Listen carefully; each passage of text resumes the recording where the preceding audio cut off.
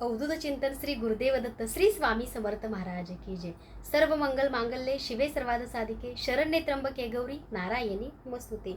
तुमच्या सर्वांचं माझ्या स्वामीमय लाईफ शीतल या चॅनलवरती अगदी मनापासून मी शीतल स्वागत करते। तर बऱ्याच ताई अशा विचारतायत की ताई, हनुमान मंदिरात जाण्याने आपले प्रश्न सुटतात का, किंवा आपली इच्छा पूर्ण होते का, अडकलेली कामं जी आहेत ती मार्गी लागतात का, म्हणजे असे असंख्य प्रश्न आहेत बऱ्याच ताईंचे।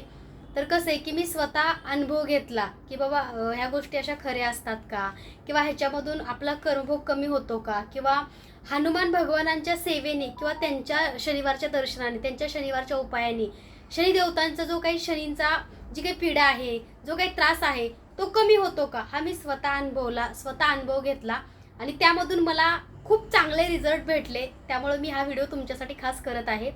तर बघा, आपल्या आयुष्यामध्ये आपण खूप काही चांगल्या वाईट गोष्टी करत असतो। दिवसाला काही न करता किती जरी मनात ठरवलं की आपण चांगलं कर्म करू, पण काही ना काहीतरी हातून आपल्या दिवसाला चूक होतेच, दिवसाची सुरुवात झाल्यापासून संपेपर्यंत। त्यामुळे शनी देवता हे कर्माचे देवता आहेत, शनी देवता हे कर्माचं फळ देतात आणि कर्म चांगलं असेल तर आपल्याला कोणताही त्रास होत नाही। तसंच जर खरंच तुम्हाला शनी देवताचं शनीची पीडा असेल किंवा खूप काही शारीरिक त्रास असेल, व्याधी असतील, किंवा कोणतंच काम तुमचं पूर्ण होत नाही, किंवा कोणत्याच कामामध्ये तुम्हाला यश भेटत नाही, ग्रो नाहीये, प्रगती नाहीये, तर अशा वेळी काय करायचं, तर 21 दिवस तुम्हाला एक उपाय करायचा आहे। प्रत्येकाच्याच घराजवळ भगवान हनुमानांचं मंदिर असेलच, तर भगवान हनुमानच्या मंदिरामध्ये नित्य प्रत्येक शनिवार जायचं आहे, तेलदान तर करायचंच आहे आणि शनी महाराजांचं दर्शन करायचं आहे। तसंच बघा, म्हणजे आपण तांदूळ, उडीद, बरंचसंच काय काय घेऊन जातो शनी मंदिरामध्ये, तेच जायचं आहे घेऊन। न चुकता आठवणीनं रुईच्या पानाचा हार असतो तो शनी देवतांना एक आणि हनुमान देवतांना एक घेऊनच जायचं आहे। तसंच तुम्ही गुळ सुद्धा तिथं अर्पण करायचं आहे। त्याच्यानंतर थोडंफार का होईना दान करायचं आहे। जसं की मंदिराच्या बाहेर गरजू बसलेले असतात लोक, त्यांना काही ना काही बिस्किटचा पुडा असेल, म्हणजे तुम्हाला तुमची जी परिस्थिती आहे, तुम्हाला जे शक्य आहे ते तुम्ही दान करा। तसंच बघा, आपण दर्शन घ्यायचं आहे आणि 21 शनिवारी जेव्हा हनुमान भगवानांच्या, म्हणजे हा उपाय मी स्वतः केलेला आहे, कोणत्याही शास्त्रामध्ये वगैरे नाहीये, पण मला खूप चांगलं वाटलं। कारण तुम्हाला मी सगळ्यांना सांगितलंच की हनुमान भगवानजींना मी भाऊ मानलं आणि मी त्यांना चांदीची राखी बांधली। त्याच्यानंतर बघा, पटकन फूल खाली पडलं, हा मी तुम्हाला मागा अनुभव सांगितला। पण त्यापासून मी काय करते की हनुमान भगवानजींना कोणी ना कोणी हार वाहत असतं, कोणी ना कोणी फुलं वाहत असतात, पण मी नित्यदर्शन घेतलं की हनुमान भगवानजीचं एक फुल असतं लाल कलरचं, जे त्यांच्या इथं असं हृदयाजवळ ठेवलेलं असतं, तिथं जय श्रीराम लिहिलेलं असतं। मग ते फूल न चुकता मी त्या गुरुजींकडून मागून घेते की मला ते फूल हवंय, आणि ते फूल घरी आणून मी काय करते हे पण तुम्हाला दाखवणार आहे। कारण त्या फुलाची आपण विधिवत पूजन करायचं आहे, कारण भगवान हनुमानजींच्या जवळचं ते फूल असतं आणि पूर्ण अंतकरणातून, पूर्ण मनापासून जर भगवान हनुमानजींना तुम्ही काहीतरी मागत असाल तर ते नक्की देतात। पण कसं असतं की प्रत्येकाच्या सेवेचा काहीतरी एक ठराविक पिरियड्स असतो, ठराविक वेळ असते। असं नाहीये की तुम्ही आज गेले मंदिरात की तुम्हाला लगेच उद्या त्याचा रिझल्ट किंवा उद्या त्याचं फळ मिळेल, असं नाही होत। कारण कसं असतं की एक 21 दिवस किंवा एक 40 दिवस तो उपाय करायचा, पण त्यातून जर तुम्हाला रिझल्ट चांगला मिळाला किंवा तुमची कामं मार्गी लागले किंवा तुम्हाला चांगली प्रगती मिळते असं जाणवतं, त्यावेळेस फक्त 21 दिवसच उपाय करायचा नाही, हा उपाय कंटिन्यू करायचा। कारण आपल्या आयुष्यामध्ये आर्थिक आवक वाढावी, आपलं आयुष्य एकदम सुखी, समाधानी, व्याधीमुक्त, निरोगी आपण जगायचं असेल तर शनी देवता आणि हनुमान देवताचं न चुकता प्रत्येक शनिवारी दर्शन हे घ्यायचंच आहे।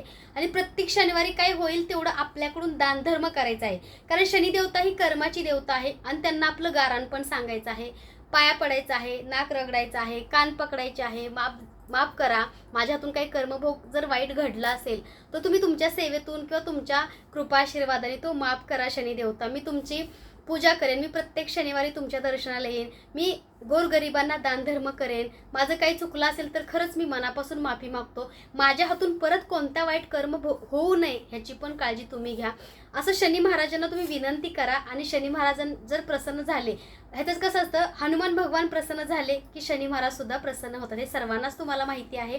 तसंच बघा, हनुमान भगवानजीची जास्तीत जास्त त्यांचं हनुमान स्तोत्र आहे, ते तुम्ही पठण करू शकता। त्यांचा आवडता नैवेद्य म्हणजे एखादा बुंदीचा लाडू तुम्ही न चुकता घेऊन जायला विसरू नका। तर मला सुद्धा खूप छान असा अनुभव आलेला आहे त्यांचा, त्यामुळेच मी सुद्धा तुम्हाला सांगते। म्हणजे कसं आहे की मी कधी माझ्या मनात सुद्धा नव्हतं की असं काही चांगलं चमत्कार होईल, मी एका गोष्टीच्या खूप शोधत होते, मनासारखं मिळत नव्हतं। मग मी एक फूल प्रत्येक वेळी त्यांच्या जवळचं घेऊन यायचे आणि माझ्या देवघरात ठेवायचं आणि मग त्याची पूजा करायचं, त्याला तुपाचा दिवा लावायचा, नैवेद्य दाखवायचा खडी साखरेचा आणि त्यांचा मंत्र आहे तो म्हणायचा. आणि हनुमान चालिसा पण म्हटलं तरी पण खूप उत्तम आहे. प्रत्येक शनिवारी हनुमान चालिसा आपण म्हणायलाच हवा. तसंच बघा आपण रामांचा जपसुद्धा करायचा आहे, त्याच्याने सुद्धा खूप चांगला फरक पडतो. तर कसं आहे, हनुमान भगवानची सेवा ही अतिशीघ्र फळ देणारी आहे. फक्त 21 दिवस तुम्ही मनोभावी उपाय करायचा. अंघोळ केली की सकाळ सकाळी हनुमान मंदिरात जायचं, एक लवंग ठेवायची त्यांच्या पायाशी आणि आपली इच्छा बोलायची. असं करत करत 21 लवंगा म्हणजे 21 शनिवारी 21 लवंगा तिथे अर्पण करायच्या आहेत. आणि त्याच्यानंतर 21व्या दिवशी त्यांना गोड म्हणजे बुंदीच्या लाडवाचा नैवेद्य दाखवा. जसं की 11 असतील किंवा 108 लाडू असतील, म्हणजे तुम्हाला जसे किंवा 21 तुम्हाला जसं शक्य होईल तसं तुम्ही तो लाडवाचा नैवेद्य त्यांना दाखवा. इतर आजूबाजूच्या लोकांना सुद्धा तो नैवेद्य तुम्ही प्रसाद म्हणून वाटू शकता. तर अशी हनुमान भगवानजीची एकदम साधी सरळ सोपी सेवा आहे, संकटमुक्त, आणि तुमचं प्रत्येक काम हे मार्गी लागेल आणि तुम्हाला प्रत्येक कामामध्ये यश मिळेल. तर चला मी पण तुम्हाला दाखवते की आज शनिवार आहे आणि मी एक फूल आणलेलं आहे. मी त्या फुलाची कशी पूजा केलेली आहे थोडक्यात, म्हणजे खूप वेळ लागत नाही, 5 मिनटं.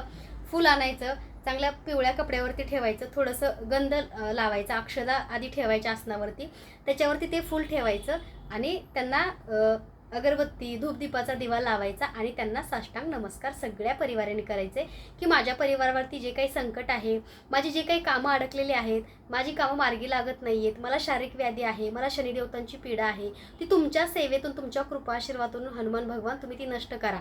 आणि तुम्ही माझे आई आहात, तुम्ही माझे वडील आहात, माझे भाऊ आहात, म्हणजे तुम्ही हनुमान भगवानांशी कोणतंही नातं जोडू शकता. जसं की पत्नीचं नातं सोडून सगळे नाते त्यांच्याशी जोडलेली चालतात त्यांच्या सेवेसाठी. अशी तुम्ही सेवा करा हनुमान भगवानजींची आणि स्वतः तुमचा स्वअनुभव माझ्याशी शेअर करा की खरंच तुम्हाला ह्याच्यातून काय फरक जाणवतो का. आणि जाणवतो. कसं असतं माहिती आहे का, मी एक तुम्हाला गोष्ट क्लिअर करते की खूप काही सेवेतून फरक तेव्हाच जाणवतो जेव्हा आपली श्रद्धा मनापासून असते, आपला विश्वास एखाद्या गोष्टीवरती मनापासून असतो. कारण कसं असतं, मनात किंतु परंतु, होईल नाही होईल, असं तसं असं मनात विचार आणला की कोणतंही काम तुमच्या आयुष्यामधलं कधीच पॉझिटिव्ह किंवा कधीच सक्सेसफुल होत नाही. त्यामुळं आपल्या मनापासून तुम्ही अंतःकरणापासून पूर्ण विश्वासाने असं म्हणा की माझं काम झालंय, माझं काम होणार आहे, असं सुद्धा म्हणायचं नाही. माझं काम झालंय, माझं काम झालंय. कारण आपलं मन जे बोलतं ते सत्यामध्ये उतरत असतं. कारण मन नेहमी आपलं पॉझिटिव्ह आणि सकारात्मक असायला हवं. मन जर सकारात्मक असेल तर तुम्हाला जे हवं ते तुमच्या आयुष्यामध्ये तुम्ही मिळवू शकता. फक्त आपल्या मनाला पॉझिटिव्ह ठेवा. आपल्या मनामध्ये जे विचार आहेत ते सकारात्मक आणि पॉझिटिव्ह ठेवा. निगेटिव्हिटीला काढून बाहेर फेकून द्या. किंतु परंतु अजिबात मनात आणायचं नाही. जे होईल ते होईल, पण माझं काम होणार आहे, माझं काम झालंय, असंच बोलायचं सतत. होणार आहे का, माझं काम करा, असं नाही देवाला म्हणायचं माझं काम हे करा किंवा माझं काम होणार आहे असं देवाला सांगायचं. म्हणजे ते काम होतं आणि खरं येते. तुम्ही स्वतःसुद्धा अनुभव घ्या की बाबा आपण असं बोलल्याने, म्हणजे पॉझिटिव्ह बोलल्याने सगळ्या गोष्टी चांगल्या चांगल्या घडतात आणि होतं. निगेटिव्हिटी अजिबात मनावर ठेवायची नाही. भले ते काम नाही होते पण मनाला कायम सांगायचं होणार आहे, होणार आहे आणि होणार आहे. असं तुम्ही जेव्हा बोलाल तेव्हा बघा तुमचं काम हे 100% होतं. आणि खूप अनुभव आहेत बरं का. हे अनुभवाच्या गोष्टी तुमच्याशी मी शेअर करत असते नेहमीच. कारण कसं असतं की जो मला एखादा चांगला अनुभव आला तर मी माझे सबस्क्रायबर, तुम्ही जे माझी फॅमिली आहात यूट्यूब, माझी एक इच्छा असते की तुमचेही दुःख, तुमचंही दारिद्र्य, तुमचेही प्रॉब्लेम दूर व्हावे. कारण तुम्ही तुमचा वेळात वेळ काढून माझं चॅनल बघता, माझा प्रत्येक व्हिडिओ बघता तुम्ही, तर मग तुमच्यासाठी माझं पण कर्तव्य आहे की तुमच्यापर्यंत काहीतरी चांगली सेवा किंवा एकदम सोपी साधी सरळ सेवा तुम्हाला सांगणं किंवा तुम्हाला दुःखातून संकटातून बाहेर काढणं. म्हणजे मी काय एवढी महान किंवा मी कोणी मोठी नाही आहे, पण मला छोटे छोटे अनुभव येतात. ते मला असं वाटतं की तुमच्यासोबत शेअर करावं आणि त्याचा अनुभव तुम्हाला स्वतःसुद्धा यावा आणि तुमचंसुद्धा कल्याण व्हावं, तुमचंसुद्धा आरोग्य असं छानसं स्वामीमय लाईफ शीतल सारखं तुमचं आयुष्यसुद्धा संकटमुक्त, विना दुःखाचं आणि आनंदीमय जावं, ही माझी नेहमीच तुमच्यासाठी स्वामींचरणी प्रार्थना आणि माझी स्वतःची सुद्धा खूप इच्छा असते. कारण कसं आहे, सुख हे वाटावं माणसाने. मी आज सुखी आहे, माझं खूप छान आहे. मला पण असं वाटतं की तुमच्या सर्वांचं पण चांगलं व्हावं, तुम्ही पण सुखी आणि आनंदी आयुष्य जगावं असं मला सतत वाटत असतं. तर चला तुम्हाला दाखवते की हनुमान भगवानच्या फुलांची मी कशी सेवा केली. तर बघा, हनुमान भगवानजींच्या मंदिरामधून मी एक फूल आणलेलं आहे गुलाबाचं. ह्याला बघा चंदन लावले, अक्षदा वाहिलेले आहेत, दिवा लावलेला आहे आणि खडीसाखरेचा नैवेद्यसुद्धा मी दाखवला. तर बघा हे फूल आहे. अशी मी ह्यांची पूजा केली कारण ते भगवान हनुमानांनी दिलेलं आहे किंवा त्यांना वाहिलेलं फूल आहे आणि त्याने ते फूल त्यांच्या हृदयाशी ठेवलं होतं, म्हणजे की त्याच्यावरती लिहिलं होतं जय श्रीराम. मग आपण सुद्धा 108 वेळा जय श्रीराम सुद्धा म्हणू शकतो. जसं की आपण या फुलाची पूजा करतो तेव्हा जय श्रीराम जय श्रीराम जय श्रीराम जय श्रीराम जय श्रीराम असा मंत्रसुद्धा तुम्ही जपत जपत ह्या फुलाची पूजा करा विधिवत. अक्षदा वाहा, त्यांना चंदन किंवा अष्टगंध लावा, त्याच्यानंतर त्यांना अगरबत्ती लावा, एक दिवा लावा, छानपैकी हात जोडा. मनापासून सगळ्या कुटुंबाने जोडले तर सगळं कुटुंबसुद्धा संकटमुक्त होईल, अशी ही हनुमान भगवानजीची खरंच म्हणजे कसं असतं माहिती आहे का, आपण देव हा कसं असतं दिसायची गोष्ट नाही, देव हा अनुभवण्याची गोष्ट आहे.